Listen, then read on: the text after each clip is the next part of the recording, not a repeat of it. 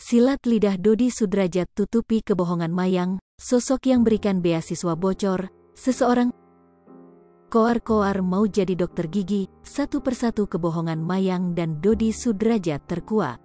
Mayang anak Dodi Sudrajat bahkan harus tanggung malu saat pihak universitas yang jadi tujuannya buka suara. Sebut dapat beasiswa, Mayang anak Dodi Sudrajat kini kena mental dapat ejekan dari publik. Apalagi dengan fakta bahwa Mayang anak Dodi Sudrajat ternyata baru saja daftar ke universitas tersebut. Diketahui, Mayang masih menjalani proses pendaftaran di Universitas Mustopo.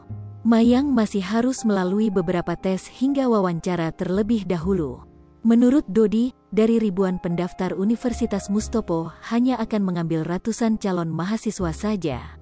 Sebenarnya isu Mayang belum diterima kuliah memang benar. Jelas Dodi Sudrajat dikutip dari YouTube Seleb Oncam News.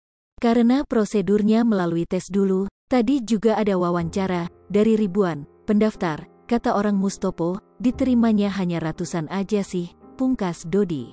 Jika Mayang tidak diterima di kedokteran gigi, Dodi Sudrajat rupanya sudah memiliki rencana lain.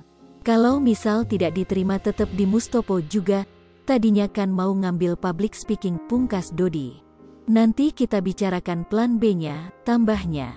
Ia juga menyebut beasiswa yang diklaim oleh Mayang memang bukan dari pihak kampus. Menurut Dodi Sudrajat, ada seseorang yang membiayai kuliah Mayang. Ada seseorang yang membantu bayar kuliah, kata ayah almarhumah Vanessa Angel itu, di Mall Sarinah, Jakarta Pusat. Namun, Dodi Sudrajat enggan menyebut pihak mana yang akan menanggung biaya kuliah Mayang.